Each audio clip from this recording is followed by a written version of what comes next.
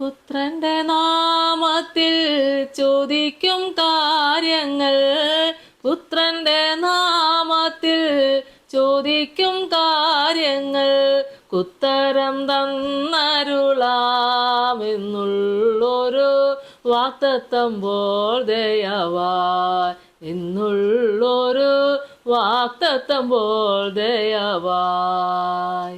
പ്രാർത്ഥന കേൾക്കണമേ കർത്താവേ, എൻ യാചന നൽകണമേ കർത്താവേ, എൻ യാചന നൽകണമേ.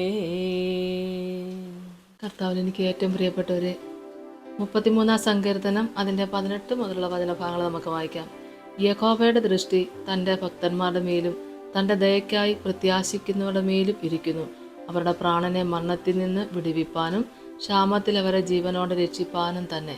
നമ്മുടെ ഉള്ളം യഹോവയ്ക്കായി കാത്തിരിക്കുന്നു. അവൻ നമ്മുടെ സഹായവും പരിചയവുമാകുന്നു.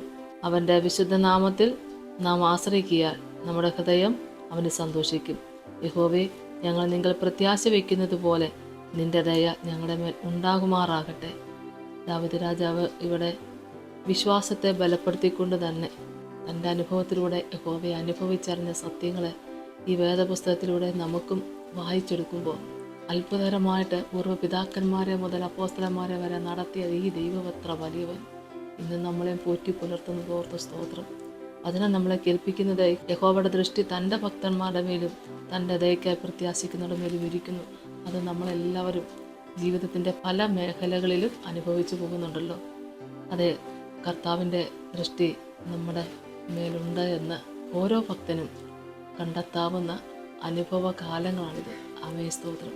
യഹോവയുടെ ദൃഷ്ടി തൻ്റെ ഭക്തന്മാരുടെ മേലും തൻ്റെ ദയക്കായി പ്രത്യാശിക്കുന്നവരുടെ മേലും ഇരിക്കുന്നു. അവരുടെ പ്രാണനെ മരണത്തിൽ നിന്ന് പിടിപ്പിപ്പാനും ക്ഷാമത്തിൽ അവരെ ജീവനോടെ രക്ഷിപ്പാനും തന്നെ. ആമേൻ.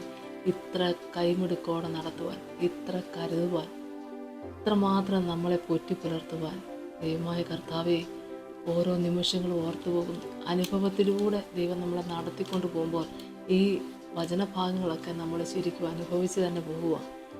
നമ്മുടെ പ്രാണനെ മരണത്തിൽ നിന്ന് വിടുവിപ്പാനാണ്. അവരുടെ എന്നതിന് പകരം നമുക്ക് ആ ഒരു വാക്ക് അവിടെ ഒന്ന് മാറ്റി കുറിച്ചാൽ നമ്മുടെ എൻ്റെ എന്നൊക്കെ നമുക്ക് പറയാം. വചനത്തെ മാറ്റാനും തിരുത്താനും നമുക്കാവില്ലല്ലോ. ഈ വചനം വായിക്കുമ്പോൾ ഇതെനിക്ക് വേണ്ടിയായിരുന്നു എന്ന് നമുക്ക് തോന്നുന്നു. നമ്മളത് അനുഭവിക്കുന്നുണ്ട്. അവരുടെ പ്രാണനെ മരണത്തിൽ നിന്ന് വിടുവിപ്പാനും ക്ഷാമത്തിൽ അവരെ ജീവനോടെ രക്ഷിപ്പാനും തന്നെ. യഹോവയുടെ ദൃഷ്ടി നമ്മുടെ മേൽ ഉണ്ടായിരുന്നാൽ മതി. മരണവും ക്ഷാമവും ഒക്കെ കടന്നു വരുന്ന നാളിൽ ദൈവം അത്ഭുതകരമായ വഴി നടത്തുന്ന ദൈവം, സ്തോത്രം. നമ്മുടെ ഉള്ളം യഹോവയ്ക്കായി കാത്തിരിക്കുന്നു. അവൻ നമ്മുടെ സഹായവും പരിചയമാകുന്നു. പരിചയ വേണ്ടെടുത്ത് തക്ക സമയത്ത് നമുക്ക് വേണ്ടി പരിചയ ആയിട്ട് തൻ്റെ കര നമുക്ക് വേണ്ടി നീട്ടിക്കൊണ്ട് ആവശ്യങ്ങളുടെ മധ്യേ നമുക്ക് വേണ്ട എല്ലാ സഹായങ്ങളും നൽകിക്കൊണ്ട് ഓരോ ദിവസവും പോറ്റി പുലർത്തുന്ന ദൈവത്തിന് നന്ദിയോടെ സ്തോത്രം.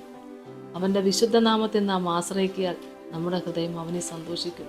അപ്പോഴും ഞെരുക്കമുണ്ടാവാം, സങ്കടങ്ങളുണ്ടാവും, വേദനയുണ്ടാവും, രോഗമുണ്ടാവും, ദുഃഖമുണ്ടാവും, പല വിധത്തിലുള്ള കഷ്ടതകളൊക്കെ ഉണ്ടായിരിക്കും. അപ്പോഴും ആ വിശുദ്ധ നാമത്തിൽ നാം ആശ്രയിക്കുന്നത് കൊണ്ട് ആമേൻ, നമ്മുടെ ഹൃദയം അവനെ സന്തോഷിക്കും. യഹോവേ, ഞങ്ങൾ നിങ്ങൾ പ്രത്യാശ വയ്ക്കുന്ന പോലെ നിന്റെ ദയ ഞങ്ങളുടെ മേൽ ഉണ്ടാകുമാറാകട്ടെ. ആ ഒരു പ്രാർത്ഥന നമുക്ക് ആവശ്യമായിരിക്കും. നമുക്ക് പ്രാർത്ഥിക്കാം.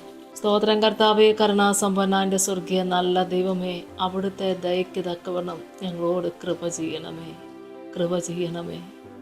ദൈവമേ, ജീവിതത്തിൻ്റെ ഓരോ മേഖലകളിൽ ഒറ്റപ്പെടുമ്പോൾ, തള്ളപ്പെടുമ്പോൾ, കർത്താവെ ക്ഷീണിതരായി അവശതരായി വീണ് കിടക്കുമ്പോൾ താങ്ങായി തണലായി കടന്നു വരുന്ന ദൈവം, ശത്രുക്കൾക്ക് മുമ്പാകെ മേശയൊരുക്കിക്കൊണ്ട് കർത്താവെ പരിചയ പിടിക്കേണ്ട സമയത്ത് പരിചയ പിടിച്ചും സഹായം തരേണ്ട സമയത്ത് സഹായം തന്നും പോറ്റി പുലർത്തുന്ന ദൈവമേ, ജീവിക്കുന്നതും മരിക്കുന്നതും ക്രിസ്തുവിന് വേണ്ടി മാത്രമായിരിക്കാൻ നന്മ നിറഞ്ഞൊരു മനസ്സ്, അത് മാത്രം മതി കർത്താവെ.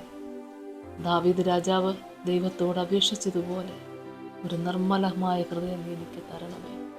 അതേ കർത്താവിനെ ആരാധിക്കുവാൻ, ഇത്ര വലിയവനായ ദൈവത്തിന് വേണ്ടി ജീവിപ്പാൻ നിർമ്മലമായൊരു മനസ്സ് തന്ന കർത്താവ് ഞങ്ങളെല്ലാവരെയും അനുഗ്രഹിക്കണമേ.